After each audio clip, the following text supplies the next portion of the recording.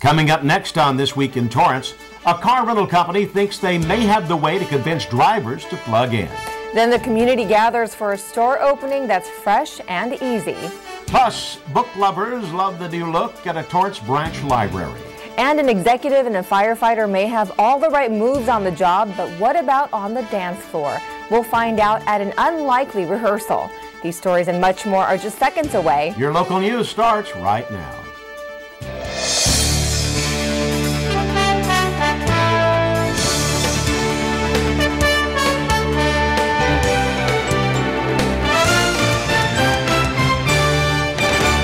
Hello everyone and welcome to This Week in Torrance. I'm Chun. And I'm Ben McCain. Thanks for joining us. Here are your top stories. The Del Amo Fashion Center, the second largest mall in the country, may get its much-needed facelift. Simon Property Group, the mall's operator, has increased their stake in the fashion center from 25% to 50%. And their increased ownership may also increase their commitment to a renovation. They plan to unveil their plans for a Del Amo renovation on February 28th. But if you think you've heard this before, you're right. Simon announced a major overhaul of Del Amo back in 2010, only to put those plans on hold. Part of the delay could be figuring out just how to redo a mall of Del Amo's size, which covers more than 2 million square feet. But as the largest mall operator in the country, that is probably no big deal for Simon Property Group. They currently have renovation and expansion projects underway at 24 shopping centers across the country. Here are some highlights from the most recent City Council meeting. Several of our first responders were honored at the meeting as they officially retired from their duties. Mark Garb is retiring after 32 years of service. He joined the Torrance Fire Department in 1979. He began in the department as a firefighter and is retiring as a fire engineer. Firefighter Stephen Lloyd is also retiring. Lloyd has served in the Torrance Fire Department for 29 years. Lloyd served as a paramedic where he is credited for saving many lives, including the life of a fire captain who was trapped in a house fire. Lieutenant Mark Hine is retiring from the Torrance Police Department. Hine joined the department 29 years ago. During his nearly 3 decades of service, Hine has received several awards, including the South Bay Medal of Honor. And fire engineer Sean Fudge is retiring after 26 years of service. Besides working as an engineer, he also worked as a paramedic, responding to emergency calls within the community. Fudge is credited with helping create the Airport Fire Attack Program as well. The Friends of the Torrance Library continue to make large monetary donations to the Torrance Library System. At the meeting, the organization donated more than $21,000 for the 2012 Summer Reading Program. The program encourages kids to keep up their reading during the summer months and offers weekly programs for students and families. And speaking of the Library Commission received approval to hold their next 5 meetings at various branch libraries. They usually hold their meetings at the Katie Geisert Civic Center Library, but by meeting at other locations, commission members hope to become familiar with branch library staff and facilities. The Benstead Plunge may soon get some of its heat from the sun and not hot water heaters. Council approved the installation of solar panels that would supplement gas boilers for heated pool water. The project could save the city up to $10,000 annually. Torrance Transit will hold 2 community meetings regarding the Rapid Bus Line implementation and the modifications to Bus Line number 3.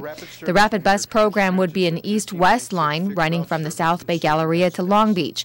The Rapid Line is similar to the city's current number 3 line in that they both terminate at Long Beach's First Street transit stop. Now the Rapid Line will have fewer stops than the number 3 line, taking 60 minutes for a one-way trip as opposed to line 3, which takes 90 minutes. But in order to have the Rapid Bus Line, transit says the frequency of the number 3 line must be reduced from every 15 minutes to every 20 minutes in some areas during weekday peak hours.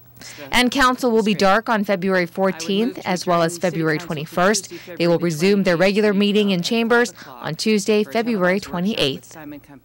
After 3 months of renovations, the North Torrance Library is open with a new look. Reporter Bianca Pallas takes us there.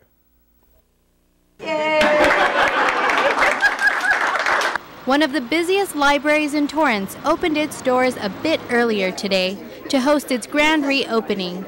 Nearly a group of 50 people gathered for the ribbon cutting. I think what it will do is attract more people into the library. It's a community gathering space, and now we have room for them to really come in, sit down, relax, read, or use their laptop computers. Just a place for people to be.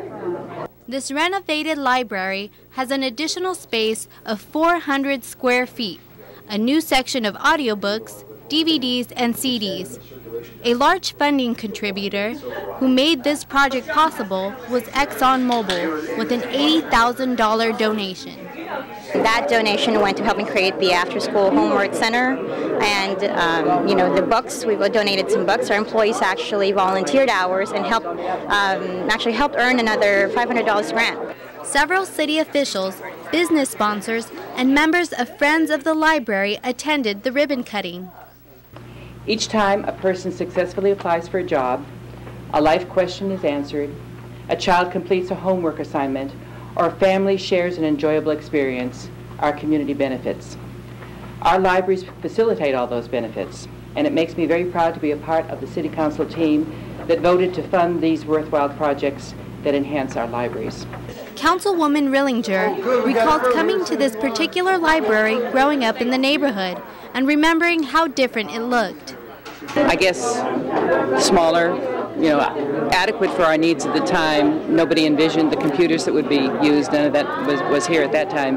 But this is really an extra luxury for the kids. For residents, this library is close to schools and a local park, which makes it the go-to place to study and bring the family. Yeah, I'm going to bring my daughter more often here to get her more focused on their work, wherever they need help, reading, science. Those of us who have children want the children to love books. We want the children to be comfortable in the library. And that particularly is my main focus for the North Torrance branch. With new lighting and new books, the neighborhood around the North Torrance Library has more selection. Once a small space, now transformed into a place of comfort and new resources. For This Week in Torrance, I'm Bianca Paulos. Thanks, Bianca. The next library up for renovations is Walteria Library. It will also require 3 months for work to be completed. And shoppers have another local spot to get excited about. Reporter Lily Mojica takes us to the grand opening of the city's first Fresh and Easy Market. Fresh produce and quality products at affordable prices. That seems to be the mantra for the newly opened Fresh and Easy Neighborhood Market on Hawthorne Boulevard. And local residents and supporters came to welcome the new neighbor with an official grand opening. All right, let's go. These people that are standing behind me are very excited about getting these jobs because they have benefits and things like that. Members of the community, including neighboring business owners, residents, and city council members, all came to celebrate the big day and what it means to have a new business open their doors in Torrance. The new store will provide at least 30 new jobs with benefits. Fresh and Easy promises everyday low prices on not only their brand of products, but on items carried at many competing grocery chains. And because of their energy-saving business model, it allows the company to offer low prices to its customers. There were awards, balloons, and plenty of photo ops, especially for the coveted honor of being the first customer. Whether you were first or last in line, everyone was excited to welcome the new Fresh and Easy Neighborhood Market. For This Week in Torrance, I'm Lily Mojica. The new Fresh and Easy store is located at the corner of Carson and Hawthorne, 21815 Hawthorne Boulevard. Playing football or frisbee on the sand is part of many beachgoers' days here in Southern California. And now, in some situations, is actually against the law. The LA County Board of Supervisors gave final approval to an ordinance that clarifies old rules and restrictions on ball playing. Under the old rules, kicking, throwing, or tossing any light objects on the beach other than inflated rubber balls was prohibited.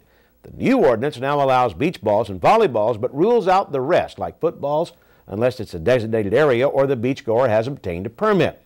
During the off-season between Labor Day and Memorial Day, these ball-playing restrictions take a break. But you may want to think twice before you start an impromptu game of touch football. Fines could cost you up to $1,000.